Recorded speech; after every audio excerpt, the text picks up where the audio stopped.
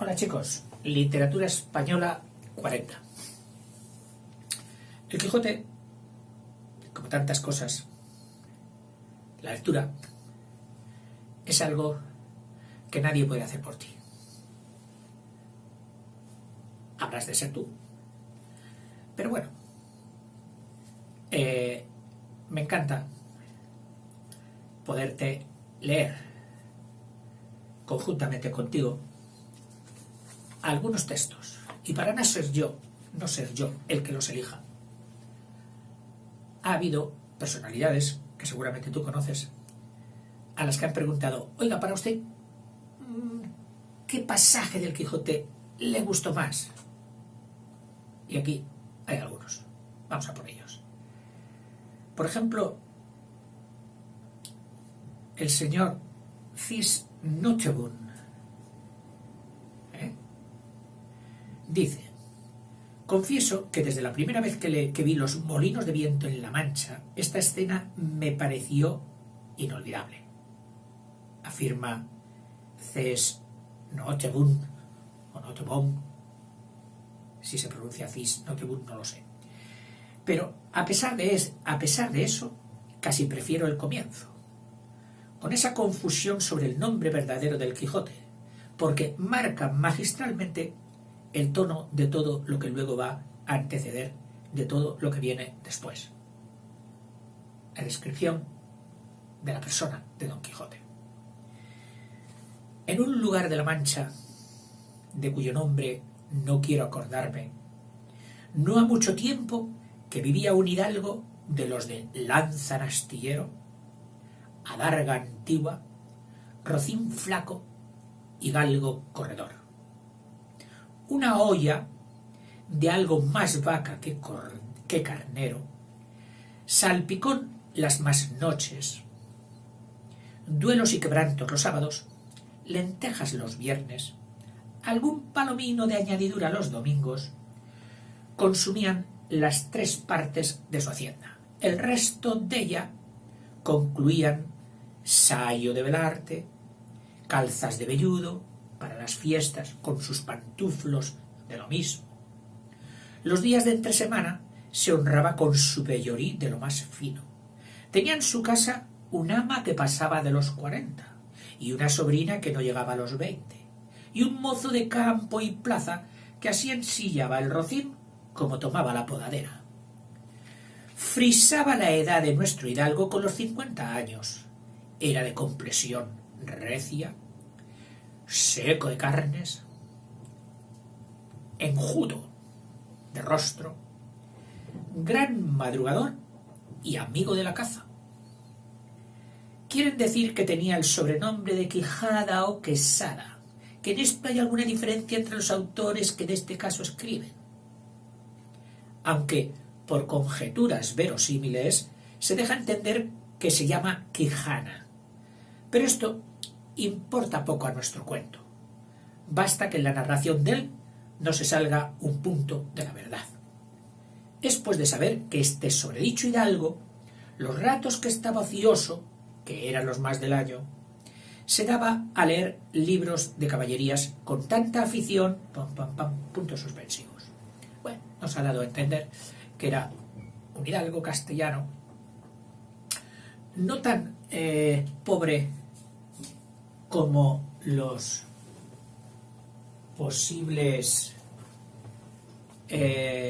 hidalgos que en la historia han sido siempre tratados de famélicos, no digamos del Lazarillo de Tormes, que no vestía mal, que tenía una hacienda para vivir muy bien. En fin. Otro, Mario Vargas Llosa, propone otra escena. Dice: la escena predilecta de Vargas Llosa es la de los molinos de viento, a la que aludió en su discurso del Premio Cervantes del 95, asegurando que los lectores se identifican con el Quijote que ha sucumbido a la tentación de lo imposible tratando de vivir la ficción. Quizá porque, como repite el escritor, de experiencias como la de los molinos de viento, Don Quijote no saca una lección de realismo, y acaba ganando la partida. Dice, en esto descubrieron 30 o 40 molinos de viento que hay en aquel campo, y así como Don Quijote los vio, dijo a su escudero, la aventura va guiando nuestras cosas mejor de lo que acertáramos a desear, porque ves allí, amigo Sancho Panza, donde se descubren 30 o pocos más desaforados gigantes con quien pienso hacer batalla y quitarles a todos las vidas, con cuyos despojos comenzaremos a enriquecer. Que esta es buena guerra y es gran servicio de Dios quitar tan mala simiente de sobre la faz de la tierra. —¿Qué gigantes? —dijo Sancho Panza. —Aquellos que allí ves —respondió su amo—, de los brazos largos, que lo suelen tener algunos de casi 2 leguas. —Mire vuestra merced —respondió Sancho—, que aquellos que allí se parecen no son gigantes, sino molinos de viento, y lo que en ellos parecen brazos son las aspas, que volteadas del viento hacen andar la piedra del molino. —Bien parece —respondió Don Quijote— que no estás cursado en esto de las aventuras. Ellos son gigantes, que yo voy a entrar con ellos en fiera y desigual batalla. Y diciendo esto, dio de espuelas a su caballo Rocinante, sin atender a las voces que su escudero Sancho le daba, advirtiéndole que sin duda alguna eran molinos de vientos y no gigantes.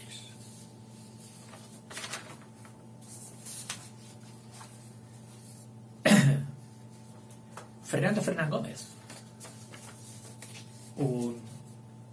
sobre todo actor español, encariñado con Don Quijote, al que representó muchísimas veces y encarnó.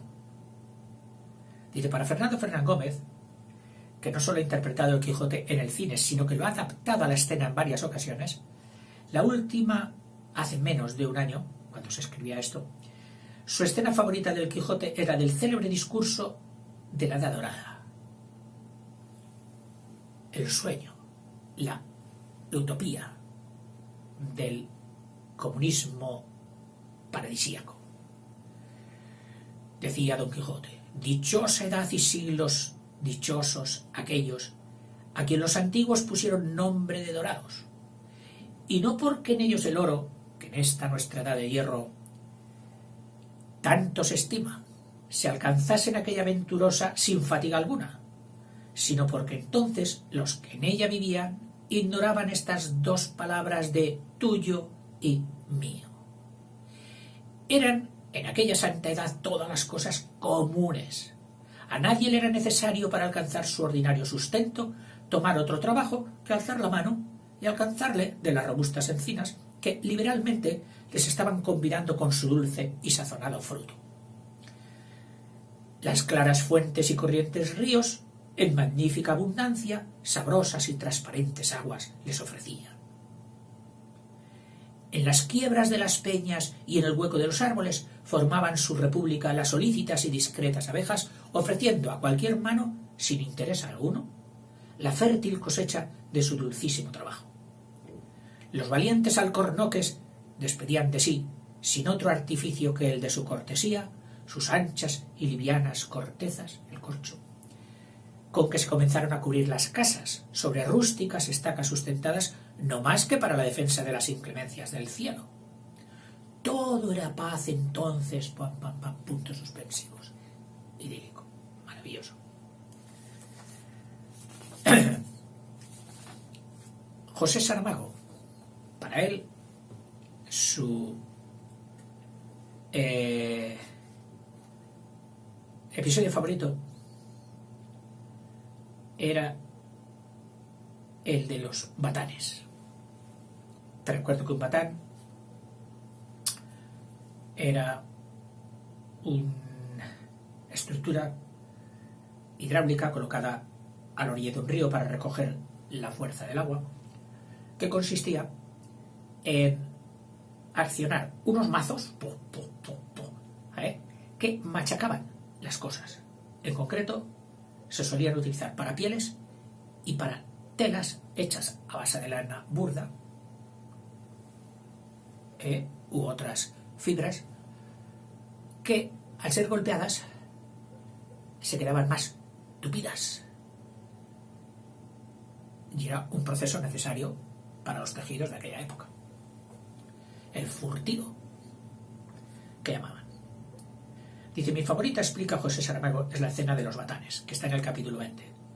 Por el miedo de Sancho, por la simulada valentía de Don Quijote, por creer que la cosa es una y al final es otra, por la carcajada que di cuando la leí por primera vez y también por la noche, por la soledad de los dos pobres diablos de quienes la realidad se estaba riendo. Dice así, cuando Sancho oyó las palabras de su amo de que quería ir a descubrir ese ruido que sería de gigantes,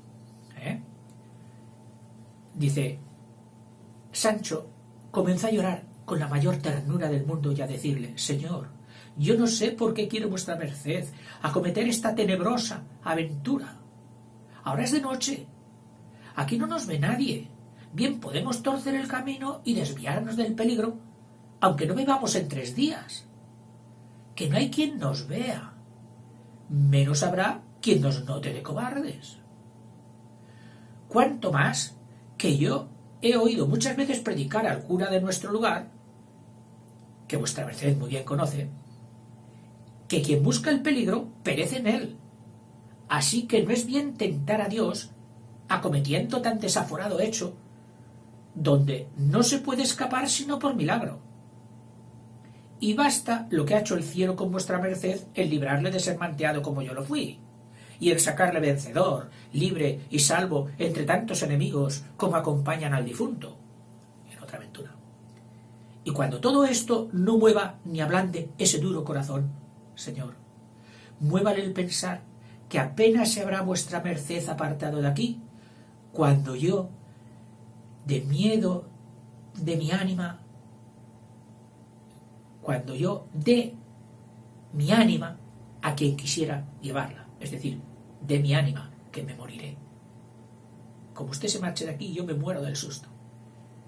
Yo, y sigue él diciendo, salí de mi tierra y dejé hijos y mujer por venir a servir a vuestra merced, creyendo valer más y no menos. Y sigue con los ruegos de que por favor no acometa esa aventura. Buah. A Don Quijote ni ruegos, ni súplicas, ni lágrimas de su fiel escudero le pararían en su ánimo valiente.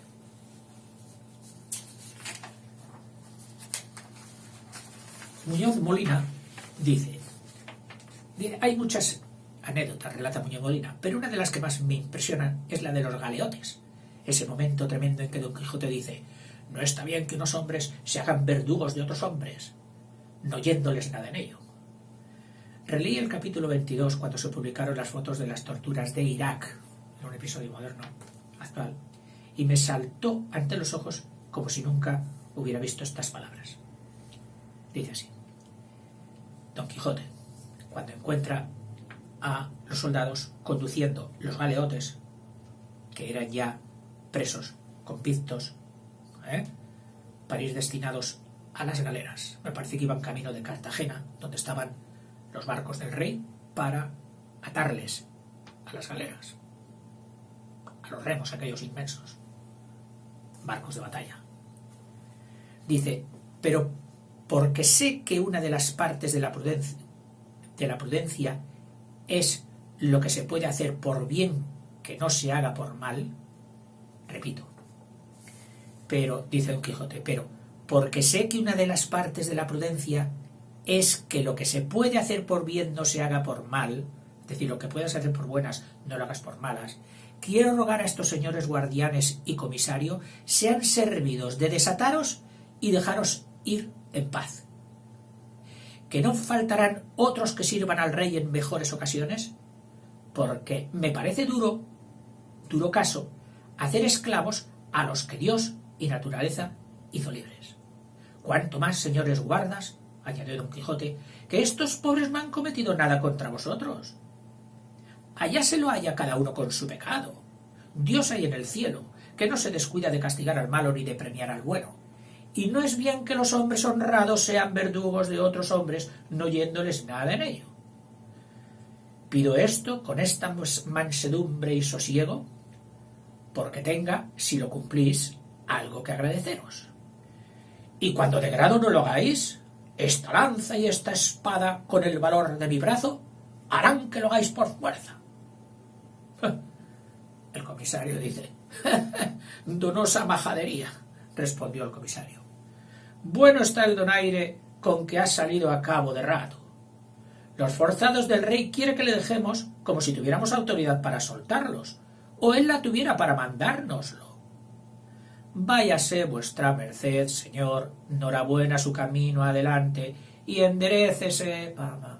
Ya sabemos luego cómo iba, que efectivamente arremetió contra ellos, y los logró soltar con el desagradable y superrealista acontecimiento de que los mismos galeotes liberados, cuando él les dijo: pero antes tenéis que ir a decírselo a mi Dulcinea de lo que ha hecho mi brazo valeroso, se rieron de la carcajada y casi lo matan a pedradas. Otro, Luis Landero, el episodio de los leones. Dice así: en el espacio que tardó el leonero en abrir la jaula primero estuvo considerando Don Quijote si sería bien hacer la batalla antes a pie que a caballo. Conducían unos leones en un carro enjaulado y él se le antojó que tenía que batallar con ellos por el honor y por la gloria de su Dulcinea. Y en fin se determinó de hacerla a pie, no montado en Rocinante, temiendo que Rocinante se espantaría con la vista de los leones. Por esto saltó del caballo, arrojó la lanza, embrazó el escudo y, desenvainando la espada, paso ante paso, con maravilloso denuedo y corazón valiente, se fue a poner delante del carro, encomendándose a Dios de todo corazón y luego a su señora Dulcinea. Y es de saber que, llegando a este paso, el autor de esta verdadera historia, es decir, Cervantes, que lo cuenta, exclama y dice, lo cuenta como en tercera persona, exclama y dice. O sea, aquí rompo mi crónica y es que no puedo por más de valorar este corazón. Oh fuerte y sobre todo encarecimiento animoso Don Quijote de la Mancha, espejo donde se pueden mirar todos los valientes del mundo, segundo y nuevo Don Manuel de León, que fue gloria y honra de los españoles caballeros. ¿Con qué palabras contaré esta tan espantosa hazaña? ¿O con qué razones la haré creíble de los siglos venideros? ¿O qué alabanzas habrá que no te convengan y cuadren, aunque sean hipérboles sobre todos los hipérboles? Tú, a pie, tú, solo, tú, intrépido. Puntos suspensivos. Francisco de Nieva dice, otro episodio: iba Don Quijote dando voces que le diesen soga y más soga. Lo están descolgando por una sima, uno de esos agujeros tenebrosos que la tierra nos presenta a veces. Y quería bajar allí a hacer meditación, a hacer oración. Bueno, le satisfacen, le atan de una soga y lo van bajando. Iba Don Quijote dando voces que le diesen soga y más soga, y ellos se la daban poco a poco. Y cuando las voces, que acanaladas por la cueva salían, dejaron de oírse, ya ellos tenían descolgadas las 100 brazas de soga, y fueron de parecer de volver a subir a Don Quijote, pues no le podían dar más cuerda. Con todo eso, se detuvieron como media hora, al cabo del cual espacio volvieron a recoger la soga con mucha facilidad y sin peso alguno, señal que les hizo imaginar que Don Quijote se quedaba dentro. Y creyéndolo así Sancho lloraba amargamente y tiraba con mucha prisa por desengañarse. Pero llegando, a su parecer, a poco más de 80 brazas, sintieron peso, de que en extremo se alegraron. Finalmente, a las 10, vieron distintamente a Don Quijote, a quien dio voces Sancho diciéndole: «Sea vuestra merced muy bien vuelto, señor mío, que ya pensábamos que se quedaba allá para casta». Pero no respondía palabra Don Quijote. y sacándole del todo vieron que traía cerrados los ojos, con muestras de estar dormido. Tendiéronle en el suelo y desliáronle, y con todo esto no despertaba. ¿Qué había sucedido? Pues que en un resalte de la cueva Don Quijote se había quedado allí, y los otros soltando cuerda, soltando cuerda, soltando cuerda, y estando allí Don Quijote se quedó roque. En fin, podríamos seguir,